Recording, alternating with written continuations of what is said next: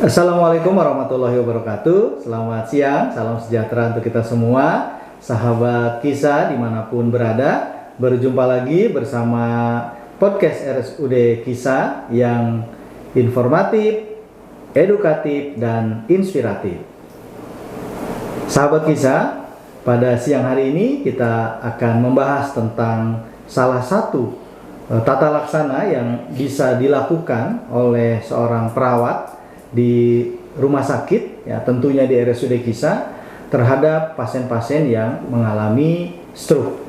Dalam bayangan kita, ya, tentunya jika mendengar kata stroke adalah penyakit yang sangat mematikan dan juga yang sangat berpengaruh terhadap salah satu produktivitas seseorang dan juga bisa menimbulkan kecacatan.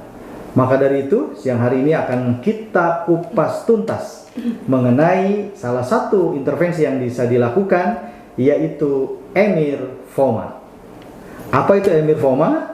Alhamdulillah pada kesempatan yang berbahagia ini saya kedatangan 4 orang yang luar biasa, di mana beliau-beliau ini adalah salah satu enumerator dalam implementasi Emir-Foma. Yang pertama saya perkenalkan, ini adalah Nurse Neng Intan, spesialis perawatan medikal bedah. Kemudian ada Nurse Leli Novita. Yang selanjutnya ada Nurse Asep. Halo. Dan yang keempat adalah Nurse Rizal. Halo. Ya, gimana kabarnya rekan-rekan semua? Alhamdulillah. Sehat ya? Pasien tambah banyak ya? Ya, ada pengaruhnya nggak terhadap cuaca yang saat ini tentunya kurang baik-baik saja?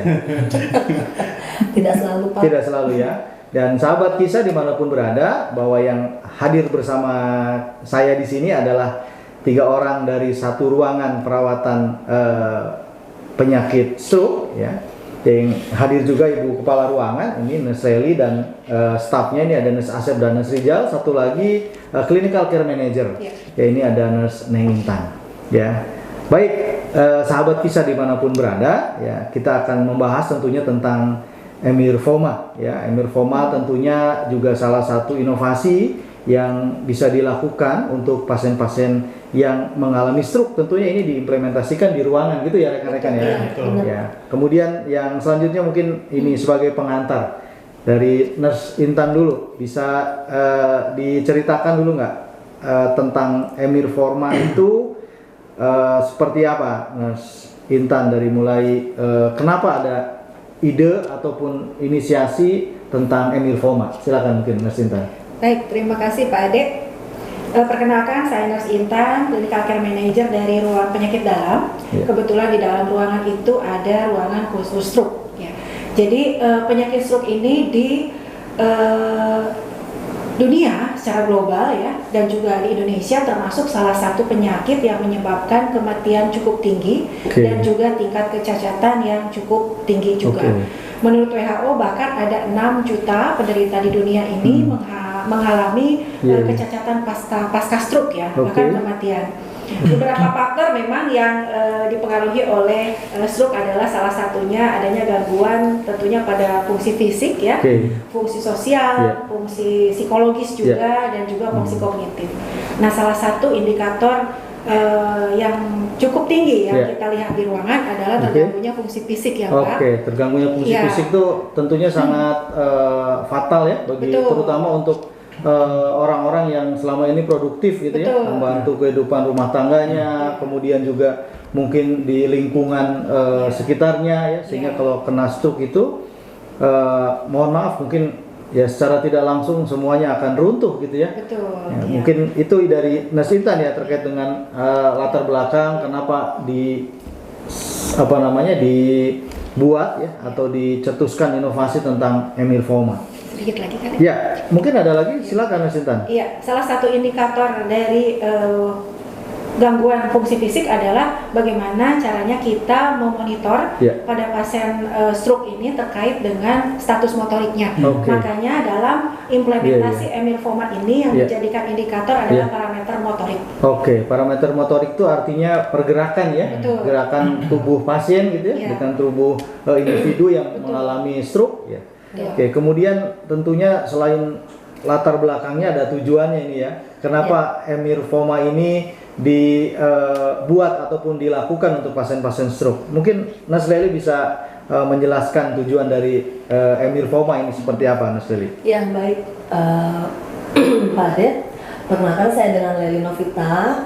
Jadi di mana Emir Forma ini adalah merupakan edukasi untuk terapi meses kepada pasien dalam peningkatan kualitas ekstremitas motorik atas. Jadi untuk ekstremitas bawah dan atas juga tentunya bisa kita lakukan. Tapi lebih diutamakan di sini untuk ekstremitas bawah. Jadi di mana kita melakukan supaya kekuatan otot pasien tersebut bisa teratasi dengan baik. Jadi fokusnya kepada ekstremitas bawah ya, sehingga kekuatan ototnya mungkin bisa kembali pulih ya, atau bisa berfungsi secara maksimal gitu ya. Saya kembali menanyakan tentang Emir Forma itu adalah satu singkatan atau akronim ya, yaitu edukasi, mirror terapi, dan food message ya. Ini yang luar biasa tentunya nih sahabat kisah dimanapun berada ya. Mudah-mudahan ini juga nanti bisa diimplementasikan ya oleh keluarga pasien untuk saudara-saudaranya mungkin atau keluarganya yang menderita stroke. Kemudian selain latar belakang dan tujuan ya, tentunya juga satu inovasi ya, dibuat ada keinginan atau manfaat yang ingin dicapai ya. Mungkin Mas Rijal bisa Nas Asep ya, mungkin Nas Asep bisa menyampaikan manfaat apa yang akan didapatkan baik itu oleh rumah sakit maupun oleh pasien dan tentu juga keluarganya yang dilakukan intervensi Emir Forma ini, Nas Asep. Ya, sebelumnya perkenalkan, nama saya Nas Asep, saya bertugas di ruang rawat inap sebagai ketua tim di lantai 7. Ya Pak, terkait dengan manfaat, menyambung dari penjelasan Nas Intan tadi bahwa memang terkait dengan pasien stroke ini bukan hanya terkait dengan kematian aja, tapi setelah terjadi stroke atau pemulihan itu yang mencetuskan adanya Emir Forma ini seperti itu. Jadi manfaatnya salah satunya adalah untuk meningkatkan kualitas hidup daripada pasien itu sendiri, terus memandirikan keluarga dan pasien, karena di sini kita gabungkan dari 3 intervensi Pak, gitu ya. Ada edukasi, ada mirroring terapi, dan juga foot massage yang kita berikan kepada pasien. Selain itu, terkait dengan psikologisnya, rata-rata pasien stroke itu mengalami depresi, gitu, 30-50%. Jadi kita harapkan pada jangka panjang untuk pasien-pasien yang kita berikan intervensi ini menurunkan depresi Pak, seperti itu ya. Karena biar bagaimanapun kita harus tetap semangat gitu ya, terhadap apa yang dialami oleh pasien maupun oleh mungkin saudara kita atau keluarga kita. Jadi inovasi-inovasi atau intervensi ini Bapak Ibu para sahabat kisah dimanapun berada ya, selain untuk meningkatkan kekuatan otot tadi adalah untuk juga meningkatkan dukungan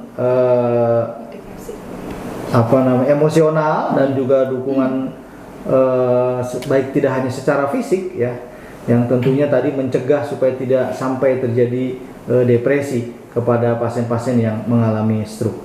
Kemudian tentunya ya intervensi ini juga dilakukan tidak terhadap semua pasien ya, karena kan tentunya juga ada kriteria pasiennya dan siapa saja yang bisa dilakukan, atau pasien stroke mungkin ada juga stroke yang seperti apa yang bisa diberikan intervensi Emir Forma ini. Mungkin Nas Rijal bisa menyampaikan, Nas Rijal. Ya, terima kasih Pak De. Perkenalkan, saya Rijal dari lantai 7. Saya perawat pelaksana. Untuk sasaran yang kita lakukan terhadap Emir Forma Pak di lantai 7 itu sasarannya keluarga dan pasien. Ya. Fokusnya tentunya pasien. Tapi kita juga melibatkan keluarga. Nah untuk pasiennya sendiri, pasien yang kriterianya seperti apa? Mungkin yang ada dari sisi usia kah atau yang seperti apa, Nurse Rijal? Untuk usia ada Pak pasti. Iya. Yang kita lakukan intervensi dari usia 45 Iya. sampai 65 tahun. Oh, 45 tahun ada juga ya? Ada ya. Oke. 45 sampai dengan 60 tahun, 65 tahun ya. Oke. Kemudian ada kriteria yang lain selain usia, Nurse Rijal? Selain usia nggak ada sih Pak, paling. Ada ya? Atau Kekuatan ototnya, Iya, kekuatan kekuatan ototnya ototnya.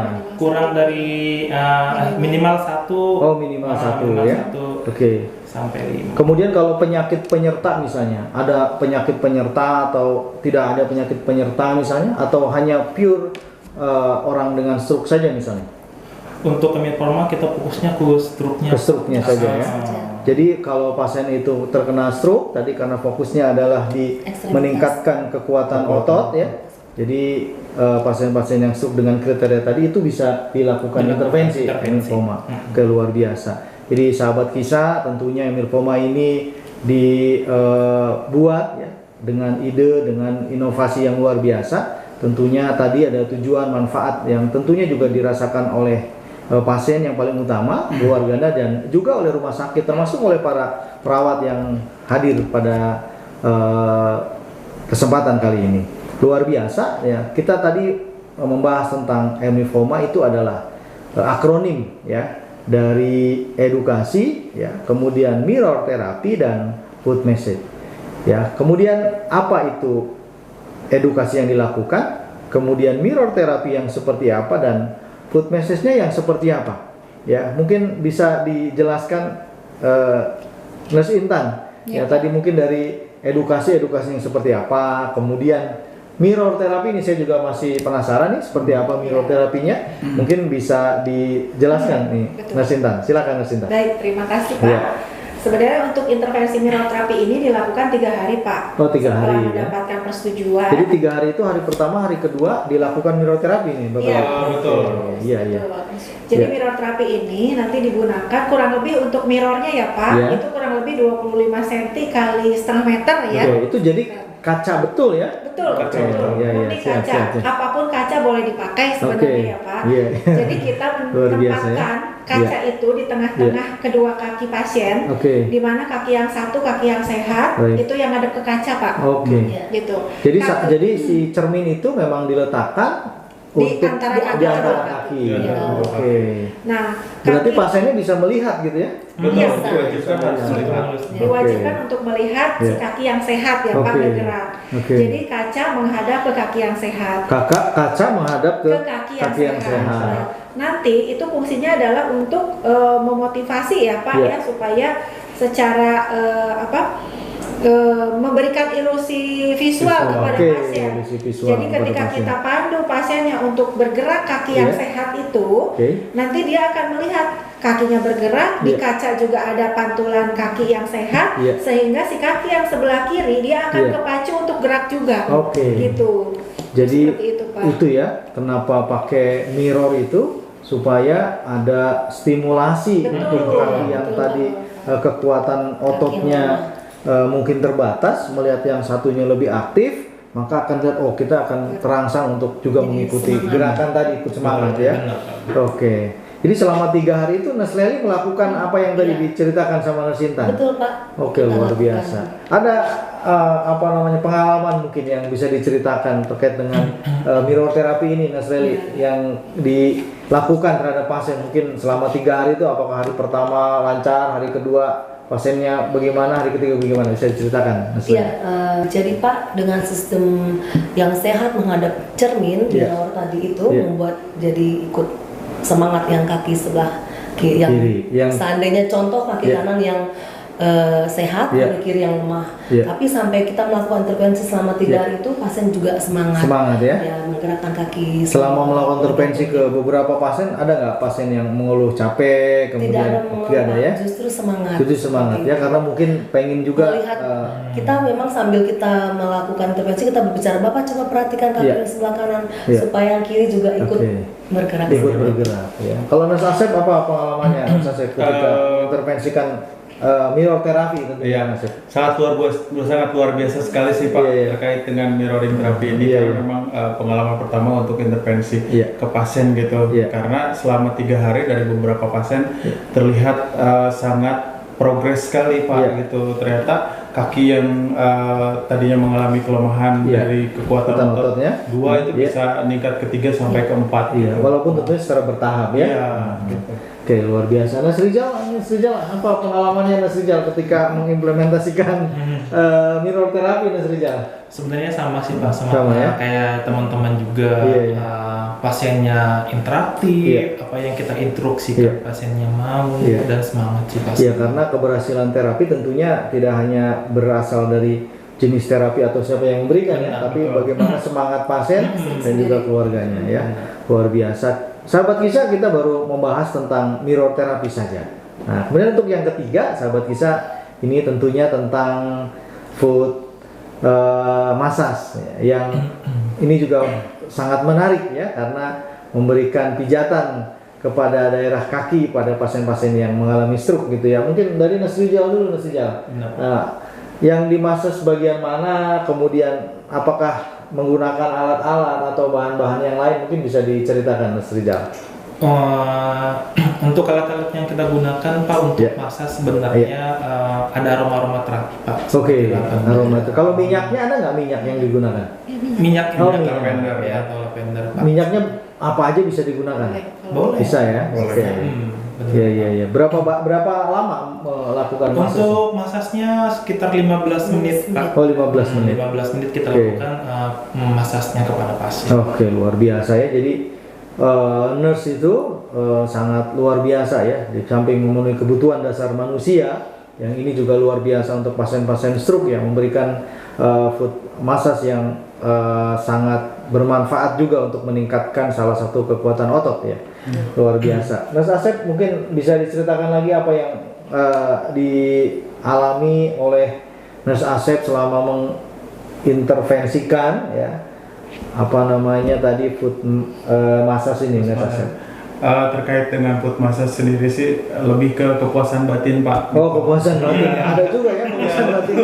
Karena kita sebagai perawat jadi lebih ada intervensi ke pasien gitu terkait dengan intervensi mandiri ke perawat. Menjadi salah satu pilihan intervensi buat kita ya. Oke, jadi ternyata intervensi mandiri kita juga sangat luar biasa, sahabat-sahabat Kisah. Tentunya intervensi mandiri yang dilakukan oleh para perawat ya. Baik, selanjutnya mungkin ini sahabat Kisah ya, tentunya tidak hanya intervensinya saja yang kita lakukan ya, atau memberikan emir forma saja yang kita lakukan, tapi tentunya juga kita mengharapkan hasilnya yang bisa diberikan atau bisa diterima atau bisa didapatkan oleh pasien, keluarga dan juga oleh rumah sakit. Mungkin Nurse Intan bisa menyampaikan apa saja gitu ya selama melakukan intervensi ini ya, manfaatnya untuk pasien ya, mungkin bisa dijelaskan oleh Nurse Intan. Silakan. Untuk pasien Nurse Intan, apa yang mungkin hasilnya seperti apa? Iya. Dalam kurun waktu 2 bulan Bapak kita melakukan intervensi ini kepada 27 pasien. Oh, 27 pasiennya 4 orang atau 1 orang 27 pasien? 4 orang. Oh, 4 orang 27 pasien. Dalam waktu kurang lebih 1 bulan setengah lah ya. Itu ada 27 pasien. 27 pasien. Hasilnya dari 27 pasien ini alhamdulillah ya, dengan variasi minimal kekuatan otot ada yang 1 sampai dengan 4 ya. Kalau saya lihat sih dari 27 itu 25 pasien alhamdulillah terjadi peningkatan luar biasa ya. Fungsi motor dari 27 2 pasien yang mengalami stroke dengan kriteria tadi, 25 alhamdulillah mengalami perubahan yang cukup signifikan untuk kekuatan ototnya. Kalau Nurse Lely, selain tadi dari pasien, mungkin selaku pengelola pelayanan di ruangan, mungkin manfaat apa yang didapatkan dari inovasi ini Nurse Lely? Ya, baik Pak Ade, mungkin intervensi ini pengalaman baru buat kami semuanya. Oke, gitu. Jadi ini baru ya di lantai di ruang Asoka ya? Karena di tahun 2025 ya, gitu ya Bapak ya. Tapi memang bisa kita katakan menakjubkan. Nah, selain itu pengalaman baru buat semua perawat ya, khususnya di lantai 7, mudah-mudahan semuanya bisa melakukan seperti itu, Pak. Pak. Jadi sebetulnya belum semua perawat bisa melakukan semuanya, ya. karena Jadi kemarin masih beberapa kami berempat melakukannya, tapi kami mengharapkan semuanya bisa dengan melakukan intervensi ini semua bisa terlatih untuk melakukannya. Di samping pasien juga senang seperti itu. Luar biasa. Kalau dari Nurse Asep mungkin apa Nurse Asep yang dirasakan gitu ya setelah melakukan Emir-Foma ini terhadap pasien gitu ya, dari mulai perasaan caring, mungkin semangat untuk membuat inovasi-inovasi yang lain. Silakan Nurse Asep, mungkin bisa diceritakan Nurse Asep. Ya, terima kasih Pak. Mungkin ini bisa menjadi pemicu buat perawat untuk meningkatkan intervensi mandiri keperawatan seperti itu berdasarkan evidence base yang sudah ada gitu. Karena dari intervensi ini awalnya dari penelitian ya Teh. Jadi tiga intervensi ini digabungkan Pak. Gitu. Awalnya hanya satu aja. Mungkin dengan 3 intervensi ini bisa lebih efektif dan hasilnya bisa lebih baik lagi. Terciptalah Emir-Foma luar biasa. Dan Nurse Rijal, silakan Nurse Rijal. Mungkin luar biasa juga nih Nurse Rijal. Dari 27 pasien, Nurse Rijal melakukan intervensi berapa pasien Nurse Rijal? Kebetulan saya ada 7 pasien. Ada 7 pasien ya. Bagaimana tuh hasilnya Nurse Rijal dari hasil dari 7 pasien itu Pak? Kebetulan dari 7 itu yang meningkat signifikan ototnya ada 5 Pak. Ada 5 pasien luar yang biasa. saya kelola. Mungkin tadi kita dari sisi pasien keluarganya sendiri bagaimana Nurse Rijal melihat perkembangan keluarga yang sakit gitu? Alhamdulillah perkembangannya cukup signifikan. Gimana respon keluarga Nurse Rijal? Seperti tadi Pak yang saya bilang, setelah kita lakukan ada perubahan atau ada peningkatan otot yang dari 1 bisa jadi 2. Keluarganya senang banget. Senang ya. Malah sebenarnya Pak yang kita lakukan kan 3 kali intervensi, kapan lagi dilakukan? Jadi minta lagi ya. Kapan lagi dilakukan? Kalau teman-teman ini melatih kemandirian nggak dengan pasien maupun dengan keluarganya? Iya, betul. Jadi tidak hanya bisa dilakukan ketika di rumah sakit gitu ya, tapi juga bisa dilakukan ketika pasien berada di rumah. Misalnya nih kalau berkenan, apakah ketika pasien atau keluarganya misalnya ketika sudah pulang ke rumah mau berkonsultasi ya terkait dengan Emir-Foma ini diberikan nggak kira-kira nomor kontaknya dan sebagainya atau ke kontaknya hotline-nya RSUD Kisah? Tentu hotline RSUD Kisah dulu Pak. RSUD Kisah ya. Jadi sahabat Kisah dimanapun berada ya, manakala ada yang memerlukan informasi lebih lanjut terkait dengan Emir-Foma ya bisa menghubungi kontak dari RSUD Kisah dan juga bisa datang ke RSUD Kisah ya, nanti akan diberikan edukasi dan juga penjelasan tentang Emir-Foma. Ini satu yang luar biasa rekan-rekan sekalian, terima kasih banyak. Ini tidak terasa sudah cukup banyak nih cerita-cerita terkait dengan implementasi Emir-Foma yang sudah dilakukan dari mulai latar belakang sampai dengan hasil dan juga bagaimana respon pasiennya. Mungkin terakhir yang ingin saya tanyakan pada Nurse Asep, apa harapan ke depan Nurse Asep terkait dengan pasien-pasien yang stroke gitu ya, terutama sekarang stroke tidak memandang usia ya, usia berapapun mungkin bisa terkena. Mungkin apa harapan atau pesan, pesan kepada masyarakat Nurse Asep? Terima kasih terkait dengan harapan untuk kedepannya. Mudah-mudahan intervensi ini bisa diterapkan di seluruh ruangan ataupun di rumah sakit lain dan bisa diterapkan oleh keluarga untuk di rumah. Kemudian mungkin Nurse Intan, apa pesan-pesan kepada sahabat-sahabat Kisah yang mungkin saat ini sedang melihat ya, kita membagi pengalaman kita bagaimana melakukan intervensi terhadap pasien-pasien yang mengalami stroke. Silakan mungkin Nurse Intan. Selain tadi yang sudah disampaikan Nurse Asep, mungkin saya menambahkan bahwa pola hidup ya Bapak, pola hidup, pola makan itu harus selalu diperhatikan sehingga kita tidak selalu fokus ke kuratif, tetapi kita harus preventifnya harus tetap diterapkan. Karena lebih baik mencegah daripada mengobati gitu ya. Dan biaya pun tentu sangat mahal kalau sudah terjadi ya. Luar biasa sahabat Kisah, 4 narasumber kita yang pada hari ini bersama dengan saya untuk menyampaikan tentang Emir-Foma. Mudah-mudahan apa yang sudah dilakukan kepada pasien dan tentunya juga masih dilakukan terhadap pasien-pasien sesuai dengan kriteria, bermanfaat untuk kita semua ya, seluruh sahabat kisah dimanapun berada, dan juga untuk terus meningkatkan kualitas pelayanan di RSUD Kisah. Tidak terasa rekan-rekan sekalian, alhamdulillah kita di penghujung acara. Terima kasih sekali lagi atas kehadirannya. Dan salam hormat buat semua rekan-rekan yang ada di ruangan. Ya, terus semangat untuk memberikan pelayanan terbaik kepada seluruh masyarakat yang ada di Kota Depok dan tentunya yang berada di lingkungan atau di dalam pelayanan RSUD Kisah. Terima kasih sahabat Kisah. Sampai bertemu lagi dengan podcast Kisah selanjutnya.